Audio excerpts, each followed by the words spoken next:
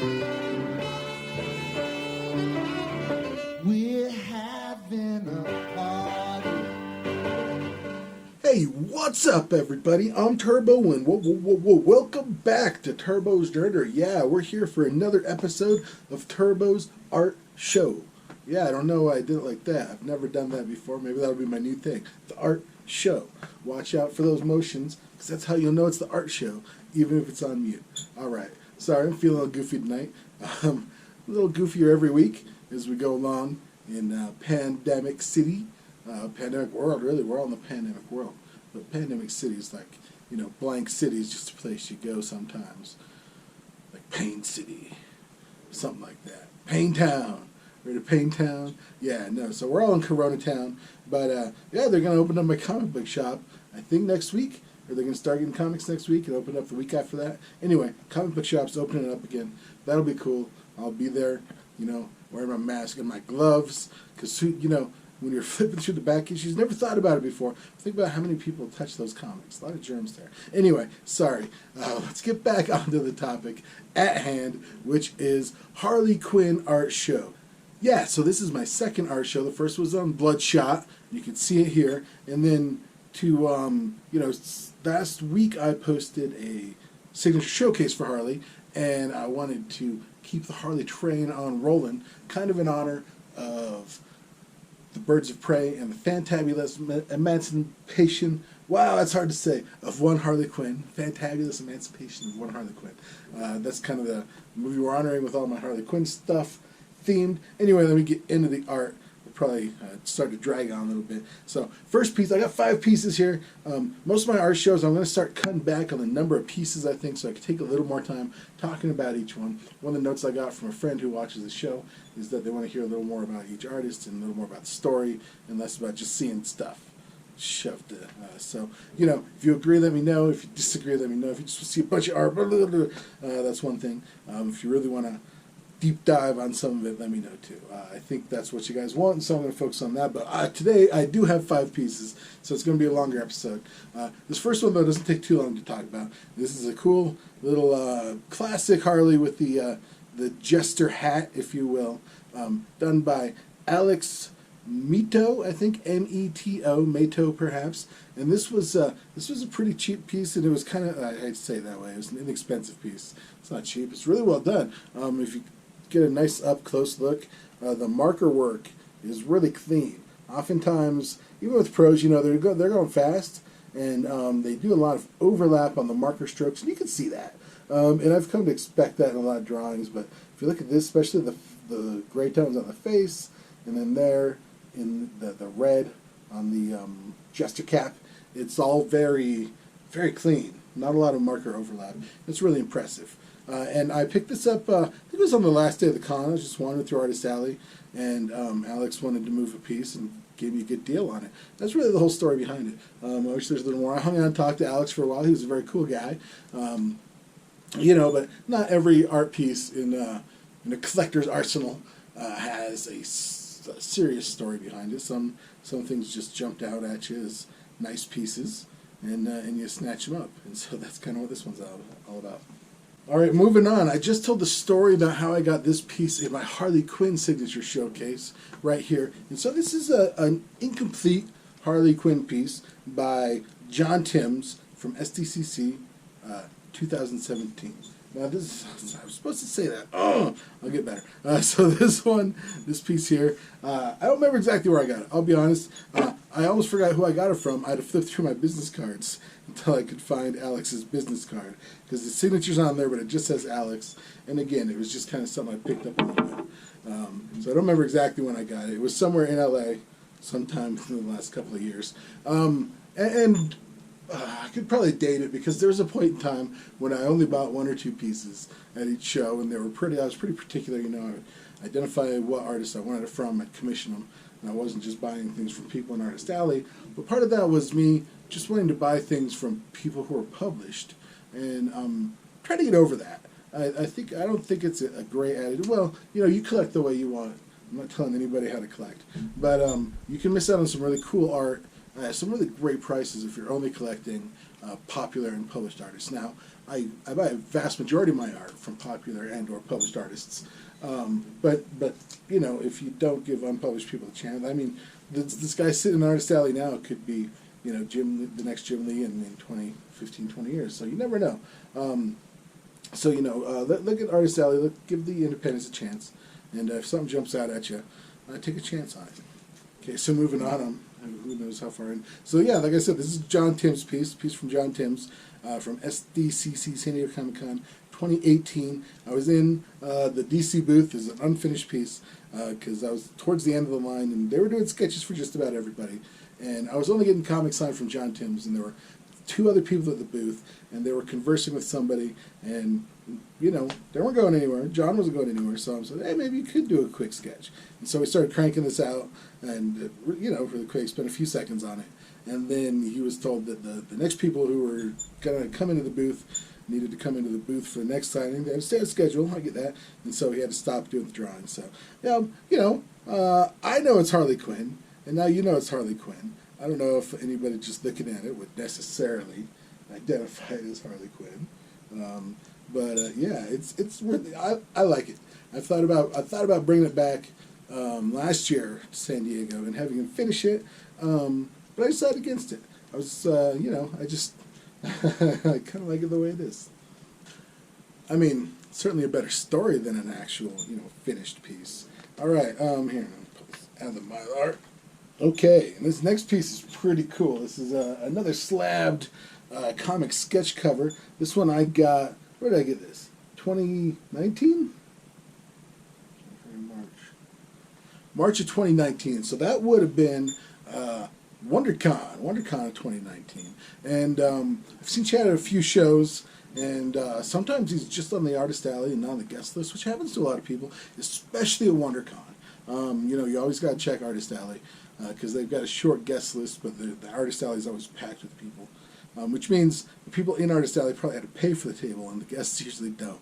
Anyway, moving on. So I saw Chad Hardin there a couple times when I didn't know he was going to be there, and so I started getting wise. And when I did know that he was going to be there, I planned ahead, and I stopped by his table early on. And I was able to get a really cool, commissioned full color sketch cover of Harley. This was, I guess, his bust option. He does a lot of different options.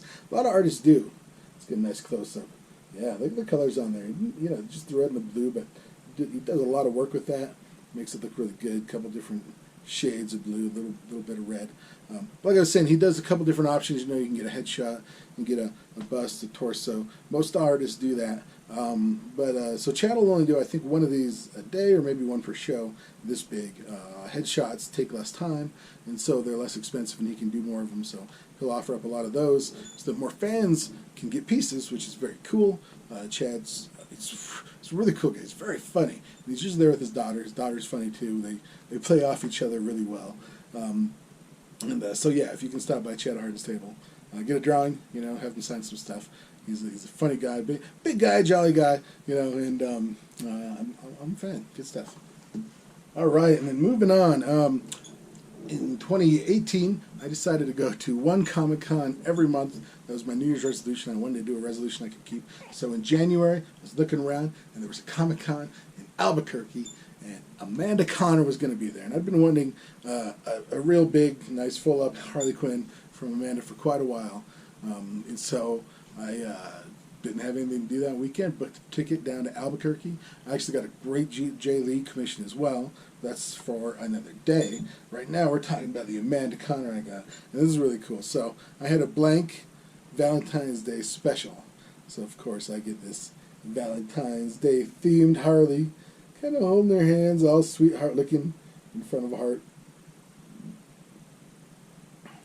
With hearts in the background. I like it. Look at the hands. Amanda, you'll see if you look at a lot of her Harley covers, she does a lot of hands, folded hands, a lot of fingers and stuff. I think she likes doing interesting kind of neat detailed things with the hands. And it's tough. It's hard sometimes to get a sketch from Amanda. She likes taking her time with the fans. She likes when she's signing. She brings a lot of her own colors, which I'm have mad respect for her, that she brings all these colored markers and pens. She takes her time, she talks to fans, she wants to hear about the fans, what they like, just kind of connect with them. And when she's drawing, she's not doing that, she's kind of focused on the drawing. And a lot of artists can kind of multitask and do both, but Amanda doesn't sketch at every con. Luckily, Albuquerque was kind of slow, and it was a weird layout where there was 3 different levels, and the artist alley was on top by itself, and there were really all the kind of toy and comic vendors were on the 2 other levels, cosplay central and all this other stuff, and then up top was mostly just artist alley, and then a few celebrities. There wasn't a lot of Albuquerque con, but that's where the celebrities were hanging out. And yeah, so I don't think it drove a lot of traffic into the artist alley area, and so I think Amanda was kind of slow all weekend, and so I think on the second day, beginning of the second day, she said, "Yeah, I'll do a sketch," and I'm so happy that I was able to get this. And she's such a nice person, even when she's not sketching. You understand she's got a good reason for doing it. It's very cool that she wants to take some time and connect with the fans. All right, and rolling on down, this last piece I have to show you is maybe not quite as impressive as the last 2. These are 2 really nice, beautiful sketch covers, full of color. Not a lot of color, but most of the time you just get black and white in a convention sketch. These are beautiful. Yeah, I really like my Harley sketch covers. But this one we're about to talk now is maybe not as big up and done, but it's one of my favorite collectibles. I own definitely one of my favorite sketches, and it is this was done in actually 2013, way back when I started going to cons and refired up my comic collecting I used to collect before I went to college, and then I didn't for a very long time, and was getting back into it back then. And this was one of the first cons I went to. I believe it was Long Beach 2013. And again, Amanda said she wasn't sketching. I got in her line, I got some books signed, asked her if she was sketching very politely, and she said no. She explained why. And but then a little later, I think the very next stop actually was myself at Jimmy's table, and I had Jimmy sign some books and asked him if he wanted to do a sketch. And he said he didn't really sketch much anymore, but he agreed to do a cool little sketch on this book. And then he also told me the inside scoop that if I come like in the last hour of the con, if there's not much of the line, Amanda will sometimes do some little sketches. And so, and I don't know if he tells everybody that, but I think he appreciated the fact that I brought 4 Jimmy Palmiotti books to have him sign, which isn't a lot, but they were from 4 different publishers, and one of them was brand new, right off the shelf. Like, when a lot of people, when they go to get a book signed, they're like, "Oh, I've got this cool book." Like, I got Todd McFarlane personally. I got Todd McFarlane. I'm not making fun of anybody now. This is literally what I did, making fun of myself, if anything. I had him sign Incredible Hulk number 340, which is the really legendary, iconic cover with Wolverine's claws out and the Hulk reflecting in Wolverine's claws. And to me, that was a very, very cool book that I'd wanted all my life and didn't have for a very long time. And so having him sign that was a big deal to me. But he signed that book, oh God, thousands of times. So, that's not that interesting. But I brought Jimmy, one of the books I had him sign was right off the shelf, hot off the presses. And he appreciated the fact that I brought a new book. It means I'm buying his books right now. It's very obvious. And, it's not some key issue. It's just the newest book, and it was one of the Daredevils I had that he worked on. So yeah, and maybe that's why I gave him the inside scoop. I don't know. Anyway, you take care of your comic creators, be nice to them, and they'll take care of you. That's what I say. So anyway, here's the reveal by Jimmy Palmiotti and Amanda Connor, husband and wife duo. Batman versus the pouty Harley Quinn. Yeah, I like that. Like I said, I like this so much. Amanda did this Harley really quick. She's really great at its profile, and she's done it probably thousands of times. Sorry, I'm shaking a little bit. And I'm shaking the comic. I'm not shaking. I'm nervous, but I do love this comic. And I like the story behind it, too. This comic came from a great place, and it's got a great home. So anyway, that's my collection of Harley Quinn original art and the story behind it. I hope you enjoyed this episode of Turbo's Art Show, and keep on joining me here on Turbo's Nerdery for more good content, art shows, signature series, and who knows what's in store for the future. So, like, subscribe, tell your friends, hit the bell, hit the thumbs up, hit all the little buttons below. Can you give it a thumbs up and a thumbs down? Go ahead and do it. all press is good press. Anyway, and tell your friends. Did I say that? Tell your friends. Tell your family. Tell your pastor. Confession. Tell them you've been watching Turbo's Nerdery. Until next time, be excellent to each other. Hey, please like, subscribe, and tell your friends, or you will suffer a flaming death by our robot overlords. Until next time, be excellent to each other, and party on, dudes.